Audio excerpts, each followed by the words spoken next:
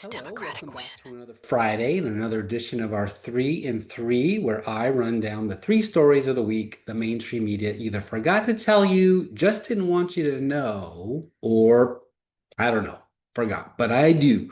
So let's get 3 minutes. Goes very fast. Number one, Trump greenlights NVIDIA H200 AI chip sales to China if US gets 25% cut, says Z responded positively. I bet he did. Aren't we in a arms race for AI? The policy will support American jobs, strengthen U.S. manufacturing, and benefit American taxpayers, Trump wrote. The Department of Commerce is finalizing the details, and the same approach will apply to AMD, Intel, and other great American companies, he added in the Post. Semaphore first reported that the administration would approve the China chip sales.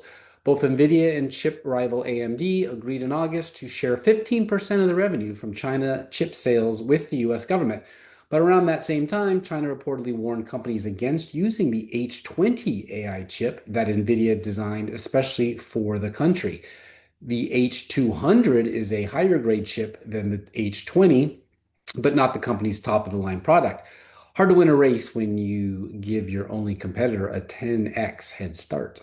Number two, just in time for your holiday table, Tyson Foods announced on Friday that it will end operations at its Lexington, Nebraska beef facility and will convert its Amarillo, Texas beef facility to a single full capacity shift. They say production will increase at other beef facilities, maybe. The Lexington facility employs 3,000 people and processes 5,000 head of cattle per day, which is about 4.8% of the daily U.S. beef slaughter. Tyson Foods said in a news release that these network changes were designed to right side its beef business and position it for long term success. U.S. Senator Deb Fischer, Republican from Nebraska, released the following statement on Friday in response to Tyson's announcement. I am extremely disappointed by this news from Tyson today. As the single largest employer in Lexington, Tyson's announcement will have a devastating impact on a truly wonderful community, the region, and our state. Nebraskans are nothing if not resilient, and Lexington has a robust workforce. I hope their skill and experience will be sought after by other employers. It was just June when 76 people working at Glen Valley Foods in Omaha, Nebraska, were arrested by federal immigration authorities, the Department of Homeland Security said.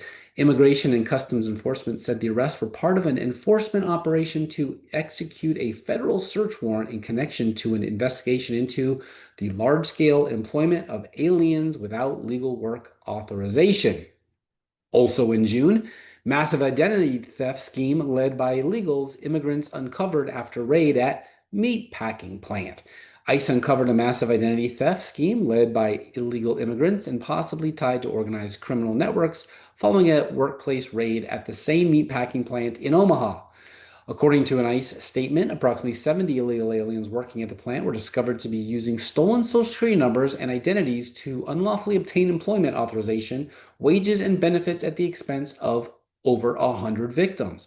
The statement said that faced the victims have faced devastating financial, emotional, and legal consequences as a result of the identity theft.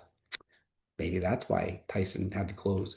Number three, Democrats have taken control of Miami for the first time in 30 years as candidate Eileen Higgins beat out Trump backed Republican Emilio Gonzalez in the Florida city's runoff Tuesday night, making her the first Democratic mayor since 1988, as well as the city's first female mayor ever. It was no surprise as Higgins was heavily favored, and one more.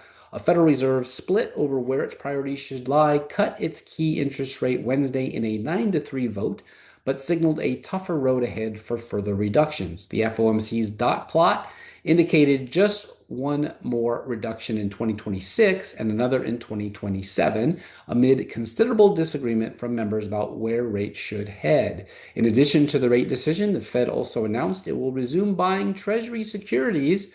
The central bank will start by buying $40 billion in Treasury bills beginning today.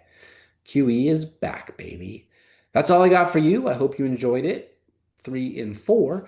For stories like these and more, check out heartlandjournal.com. Just give us your email address and we'll deliver it to your inbox. And Substack now as well, both free. Thanks for doing it. Mainstream media won't. See you next week for another Heartland Journals 3 in 3.